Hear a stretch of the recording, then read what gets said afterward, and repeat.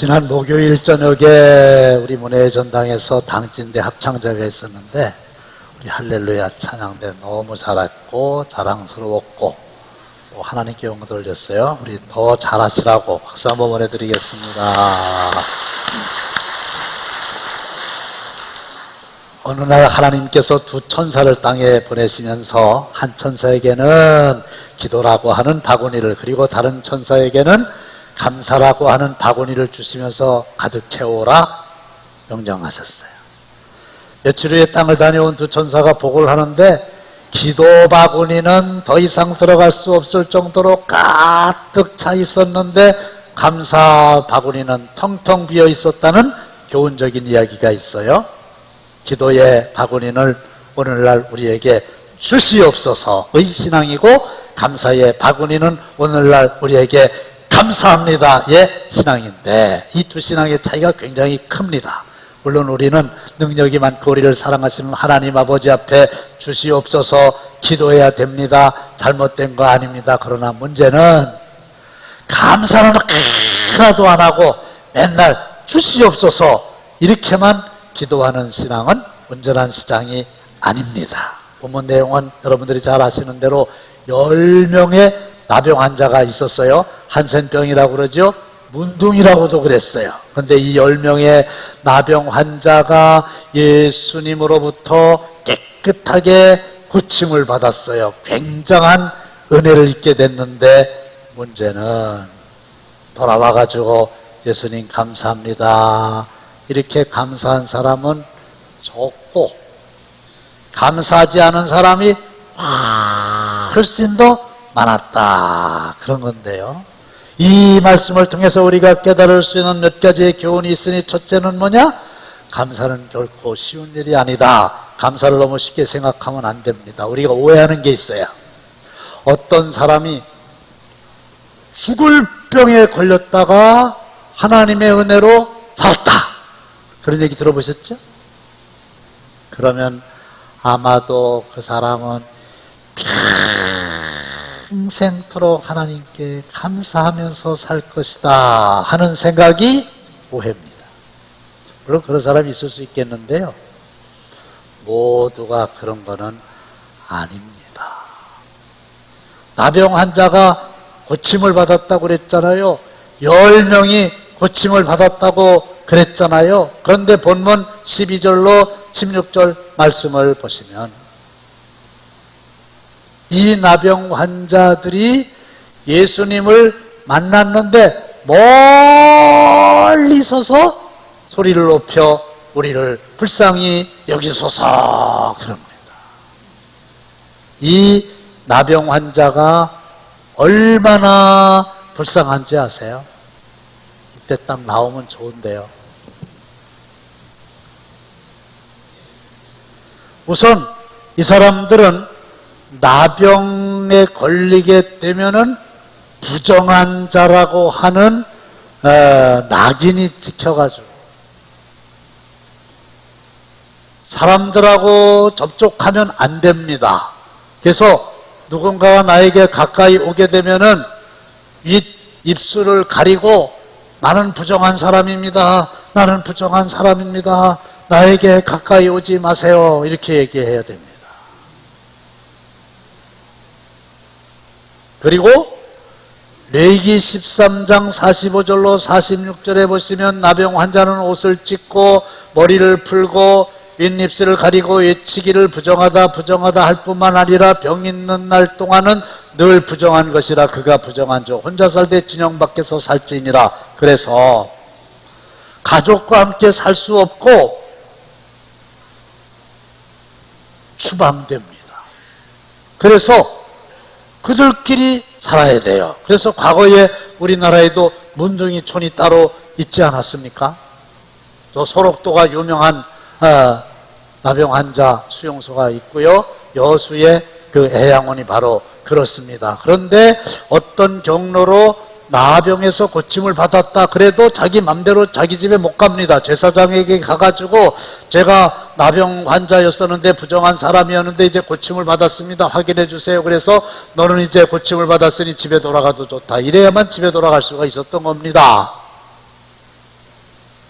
그런데 그런 나병 환자가 고침을 받았으니까 그게 얼마나 감사합니까? 우리가 생각해도 감사한데 본인들은 그게 얼마나 감사하겠어요?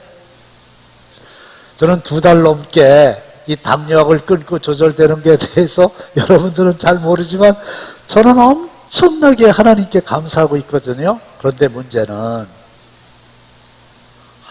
예수님께 와가지고 하나님께 영광을 돌리고 감사합니다, 이렇게 감사를 표현한 사람은 한 명밖에 없는 거예요. 그리고 나머지 9명은 다 영광을 돌리지도 않고 예수님께 와서 감사를 표현하지도 않고 어디로 갔는지 아마 자기 집으로 갔겠죠. 가고 말았어요. 그러니까 오늘 이 본문을 보면은 감사한 사람의 비율이 10명 중에 하나니까 굳이 비율로 말하자면 10%다. 10명 중에 똑같이 하나님의 은혜를 받았는데 감사하는 사람은 한 명밖에 없다는 거예요. 또 나에게 적용을 시킨다면 내가 하나님 아버지 앞에 감사한 일이 10가지, 100가지가 되는데 하나님 앞에 고작 감사하는 것은 1가지, 10가지밖에 안 된다는 얘기입니다. 이거 어떻게 설명할 수 있겠어요? 이치적으로 본다면 자식은 부모에게 감사해야만 했잖아요. 부모님의 은혜와 사랑을 안 입은 사람이 없잖아요. 그런데 이 자식들이 부모님께 다 감사합니까? 원망하고 불평하는 사람 없습니까? 이게 오늘날 나의 문제라고 하는 건데 왜 그렇게 감사하지 못하냐? 마음이 간사해요. 이 조변석계라고 하는 말이 있잖아요. 손바닥 이렇게 뒤집는 것처럼 바뀐다는 말이에요. 창세기 28장 20절 이하 보면 야곱이라고 하는 사람이 있어요. 아버지와 형님의 낯을 피하여 도망을 갑니다. 깝깝합니다. 장래가 불안합니다. 그러니까 루스라고 하는 광야에서 하나님께 간절히 기도하지요. 하나님, 나와 함께 하시고 내가 가는 이 길을 지켜주세요. 먹을 떡과 입을 옷을 주세요. 평안히 아비주로 돌아가게 해주세요. 3가지를 하나님께 간절히 구합니다. 그러면 하나님, 저도 3가지를 하나님께 하겠습니다. 첫째로 하나님 여호와가 나의 하나님이 되실 것이요. 넘어가면 얼마나 좋을까요? 그 다음에 내가 기둥으로 세운 이 돌이 하나님의 집이 될 것이요. 10분의 1을 반드시 하나님께 드리겠습니다. 3가지 응답해 주시면 3가지 제가 꼭 갖겠습니다. 이런 조건이 있는 기도를 우리는 소원 기도라고 합니다. 근데 문제는 20년이 지난 후에 보니까 야곱의 그 간절한 3가지의 기도를 하나님께서 다 들어주셨는데 야곱은 하나님께 약속한 대로 베델로 올라가지 않고 세겜으로 가다가 굉장히 어려운 일을 당하게 됩니다. 화장실 갈 때 올 때가 다른 거예요. 복권 당첨되면 다 하나님 앞에 드린다고요? 당첨돼봐야 알아요. 2번째는 욕심 때문에 그렇습니다. 욕심과 감사를 우리 마음속에 공존할 수 없습니다. 감사는 넘치는 마음, 고마워하는 마음인데 반해서 욕심은 채워지지 않은 마음, 불평의 마음이기 때문에 그렇습니다. 그래서 감사는 결코 쉬운 게 아니에요. 오죽하면 주님께서 범사에 감사하라 이렇게 명령을 하셨겠어요. 사랑하는 성도 여러분, 11월달 감사의 달입니다. 돌이키셔서 하나님 앞에 중심으로 감사가 넘치는 삶을 살게 되시기를 주님의 이름으로 축원합니다. 2번째로 감사는 우리 주님이 원하시는 거예요. 예수님이 돌아오지 않은, 감사하지 않는 9명을 찾으시잖아요. 그 9은 어디 있느냐? 10명이 다 고침을 받지 않았느냐? 근데 왜 한 사람밖에 안 왔냐? 9명도 다 와야 되는 거 아니냐? 그건 뭐예요? 우리 주님이 기다리고 계셨다는 거예요. 기대하고 계신다는 거예요. 감사하라 올 걸로 생각하고 계신다는 거예요. 근데 결과는 뭐예요? 예수님 놀랬어요. 왜 놀랬어요? 어떻게 10명 중에 1명만 오고 무려 90%가 9명이 안 오냐. 이게 놀랬다. 또 하나는 온다 그러면 하나님을 잘 섬기는 유대인이 와야 될 거 아니에요? 근데 예상을 깨고 오리라고 기대했던 유대인은 안 오고 오히려 개취급을 당하는 이방인 사마리아 사람이 와서 감사하더라 이거예요. 오늘도 마찬가지. 제가 알아요. 제 경우를 봐도 비슷해요. 세상에 그 사람이, 세상에 그런 하나님의 은혜를 받은 사람이 에게게 참 감사가 없는 거예요. 근데 또 어떤 경우에는 기대하지도 않았는데 그 사람이 넘치는 감사하는 것을 얼마든지 확인할 수가 있거든요. 울리지 않는 종은 종이 아니고 부르지 않는 노래는 노래가 아니고 표현하지 않는 사랑은 사랑이 아니다. 역시 표현하지 않는 감사도 감사가 아닙니다. 물론 9명의 나병 환자 감사하다는 생각 했는지 모르겠어요. 근데 감사하다고 생각만 하면 뭐합니까? 하나님께 영광을 돌리고 예수님께 와가지고 감사합니다 표현을 해야 그게 감사지, 마음속에 생각으로 존재하는 것만 갖고 됩니까? 안 되잖아요.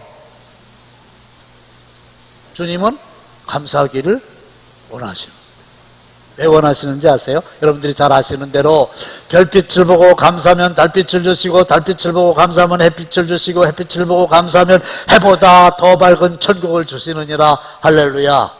극단적으로 이야기하면 아주 가난한 사람도 하나님 은혜 감사합니다 그러면 그 사람은 행복하다는 거예요. 그러나 아무리 좋은 것을 많이 가졌다 할지라도 그 마음속에 감사가 없는 사람은 행복할 수 없는 거예요. 하나님 이런 배우자를 나에게 주시니 너무 감사합니다. 얼마나 행복한 사람입니까? 근데 똑같은 상황 속에서 아이고 그 원수 같은 사람 만나가지고 이게 무슨 팔짱가 이러면 그 사람이 얼마나 불행합니까? 그렇죠? 여러분들은 어느 경우냐 그거예요. 저도 마찬가지. 제 얘기할게요. 무슨 다른 사람 얘기할 게 뭐 있어요. 감사할 일을 생각해 보면 한두 가지가 아니잖아요. 감사가 땡큐고 그 땡큐라고 하는 말이 think라고 하는 말에서 나왔다는 거 아닙니까? 생각을 해보면 감사한 게 한두 가지가 아니라 이거예요. 불신자의 가정에 태어났고 너무 가난한 환경 속에 태어났는데 내가 예수 믿고 그래도 과정을 다 밟아가지고 목사가 됐다는 게 생각해보면 얼마나 감사하며, 더더군다나 당진께서 여러분들과 함께 하나님을 섬길 수 있다는 거, 이게 얼마나 감사한 일이냐 그 말이지. 그리고 또 하나님께서 늦게나마 깨달음을 주셔가지고 그 골치 아픈 일에서 빠져나와가지고 주님의 말씀에 순종할 수 있게 해주신 게 또 얼마나 감사하냐 그예요. 교회에 와가지고 이렇게 가을날에 이 국화를 볼 수 있다는 게 얼마나 감사하고, 지저귀는 새소리가 귀에 들어온다는 게 얼마나 감사합니까? 지난주일에 하나님께서 우리에게 위로하시려고 24명의 새신자를 보내주셨어요. 이 또한 얼마나 감사한 일입니까? 할렐루야. 그렇죠? 감사한 걸 생각해 보면 목사님 한두 가지가 아니잖아요. 10가지, 100가지잖아요. 근데 어째서 10명 중에 한 사람만 감사하고 하나님이 그토록 기대하시는데 9사람은 감사를 모르냐 그 말이에요. 10가지 중에 어쩌게 9가지는 감사할 줄 모르고 한 가지만 감사하냐 그 말입니다. 다시 한번 말씀드립니다. 11월 달은 감사의 달입니다. 돌이키셔서 믿음을 회복하셔서 성령으로 충만하셔서 감사가 넘치는 행복한 삶을 꼭 살게 되시기를 다시 한번 주님의 이름으로 축원합니다. 한번 합시다. 하나님 정말 감사합니다. 아시겠어요? 감사한 게 없다고요? 그리고요, 우리가 하나님 앞에 감사한다는 얘기는 믿음이 있다는 얘기예요. 그러면 감사할 줄 모르는 사람은 믿음이 없는 사람입니까? 믿음이 없는 사람입니다. 보세요. 하나님 감사합니다. 하나님 믿는 사람이나 하나님께 감사하죠. 좋은 일이 생겼는데 하나님을 믿지도 않는 사람이 하나님 감사합니다 그럽니까? 이렇게 생각하지. 우연히 이런 좋은 일이 생겼네. 참 재수가 좋으네. 그리고 또 하나는 이거 내가 열심히 해서 그렇지, 내 공로지, 내 능력 때문에 그렇지, 내가 마음 착하게 먹어가지고 이런 좋은 일이 있는 거야 이러지 하나님한테 감사할 줄 몰라요. 저도 그랬어요. 참 이게 성령께서 깨닫게 해주셔야 하나님의 은혜를 알게 되는 거예요. 제가 얼마 동안은 그 중학교, 고등학교, 대학원 다닐 땐 좀 쉬웠는데 이거 다닐 때 막 어렵게 고생하면서 다녔잖아요. 그러면서 내가 나에게 어떻게 위로를 했냐면 이랬어요. 너 참 대단해. 의지가 참 대단해. 어떻게 그 어려운 상황에서 한눈 팔지 않고 공부 때려치울 생각 한 번도 안 하고 그렇게 어려움을 다 겪고 그렇게 공부를 했냐. 야, 너 기특해. 아니 나는 참 대단한 사람이야. 내가 이랬다니까. 진짜. 근데 그런 줄 알았어요. 근데 어느 날 새끼가 있는 어린 송아지가 있는 젖을 떼지 않은 송아지가 있는 암소가 법궤를 실은 수레를 끌고 뒤돌아보지도 않고 울면서 계속 베세메스로 간다는 내용이 나오죠. 그걸 가지고 야, 소가 참 대단해. 나는 소만도 못해. 이렇게 적용하면 잘 몰라서 하는 소리. 소가 무슨 의지가 있어요. 본능적으로 행하는 동물인데 내가 분명히 깨달은 거는 그 어미소의 마음과 발걸음을 성령께서 인도해 주신 줄로 믿으면 아멘 하시기 바랍니다. 이게 하나님께서 그렇게 인도해 주신 거거든요. 나의 마음과 나의 생각도 하나님께서 붙잡아 주시고 인도해 주셨으니까 그랬던 건데 그걸 모르고 하나님께 감사할 줄 모르고 무슨 지가 잘나가지고 지가 대단한 줄 알고, 그러니까 하나님께 감사할 줄 모르는 사람은 믿음이 없는 사람이에요. 9명의 나병 환자 믿음이 없는 사람입니다. 그들이 구원을 받았는지 구원을 못 받았는지 성경에 나와 있지 않아서 우리는 잘 알 수 없지만 구원을 받았다는 확실한 증거는 없어요. 그러나 분명히 돌아와서 감사한 그 한 사람은 확인해 보실까요? 마지막 절 19절입니다. 다 함께 시작! 그에게 이르시되 일어나 가라. 내 믿음이 너를 구원하였느니라 하시더라. 할렐루야. 예수님이 말씀하셨잖아요. 일어나 가라. 내 믿음이 너를 구원하였느니라. 그래가지고 이 사마리아인 돌아와서 감사한 사람은 육신의 질병만 고친 게 아니라 영혼의 질병까지 고치고 죄사함을 받고 믿음으로 말미암아 구원을 받은 줄로 믿으시기를 바랍니다. 9명은 구원받았는지 못 받았는지 확실하지 않잖아요. 근데 이 한 사람은 분명하게 그 자체가 믿음의 행위라는 거 아닙니까? 그 믿음으로 내가 구원을 받았다는 거 아닙니까?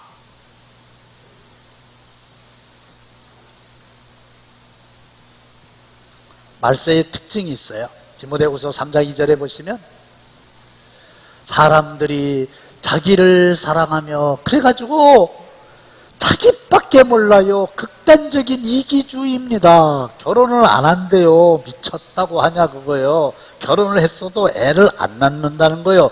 왜 안 낳느냐 그랬더니 애 낳으면 고생하고 걔들 키우려면 돈 들고 그냥 인조이 하면서 살면 되지 뭐 그렇게 저밖에 몰라. 그럼 자기 아버지 어머니가 그랬으면 지가 태어났을까요? 두 번째는 뭐요? 돈을 사랑하며 물질 만능주의, 돈이면 다다. 세 번째 뭐요?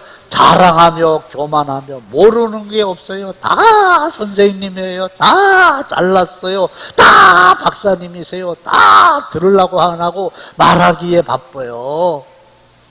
그리고 비방하고 부모님을 거역하고 효성심이 점점 떨어지지 않습니까? 그 다음에 거룩하지 아니하고 다 세속화돼가지고 구분이 안 되고 그 중에 또 하나가 뭐냐? 감사가 없다는 거예요.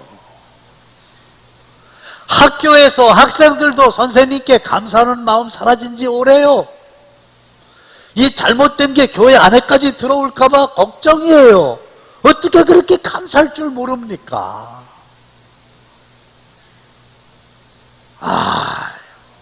정말 문제예요.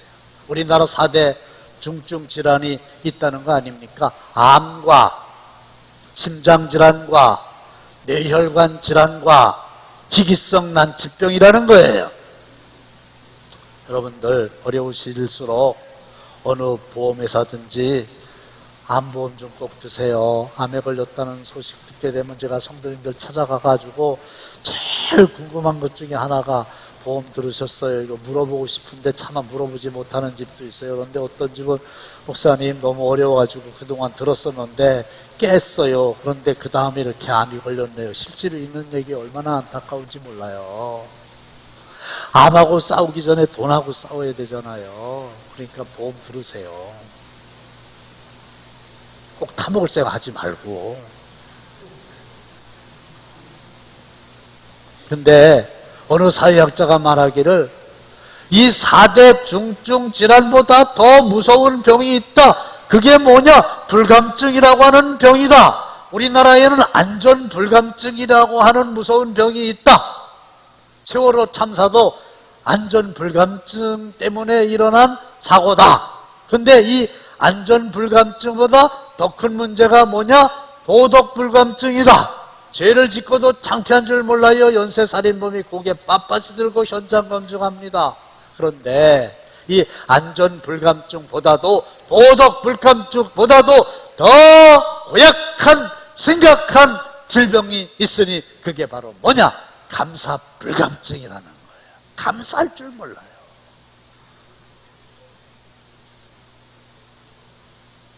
감사가 없어요.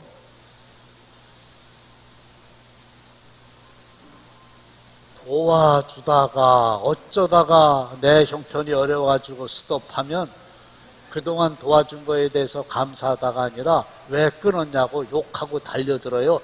거의 다 그렇습니다. 자세한 얘기 내가 못합니다.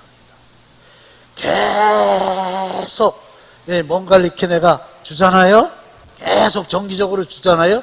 그러면 이 받는 사람이 받는 것을 권리라고 생각합니다. 그러다가 안 주면요 욕합니다. 왜 안 주냐고. 왜 지난번에 주다가 왜 안 주냐고. 왜 지난번에 그렇게 많이 주다가 줄였냐고 와가지고 덤빕니다. 감사가 없어요. 부모님께 감사? 마땅한 일인데 선생님께 감사? 마땅한 일이잖아요. 근데 어떻게 돼가지고 스승의 말 학교도 안 가잖아요. 그날 아주 학교도 오지 말라. 뭐 주고받으면 안 된다. 아이고, 고마운 건 고마운 거고 감사한 건 감사한 거고 세상에 그런 게 있어야 옳지 그래. 오늘 말씀을 냈습니다. 여러분, 우리 주님은 주님께 감사합니다.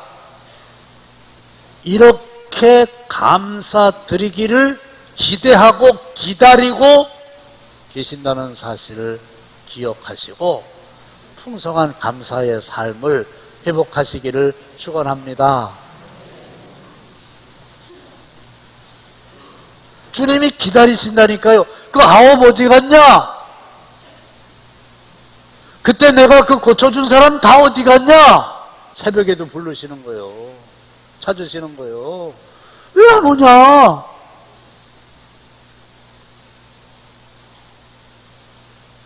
합격하고 나서 왜 안 오냐? 당선되고 나서 왜 안 오냐? 고침받고 나서 어디 갔냐?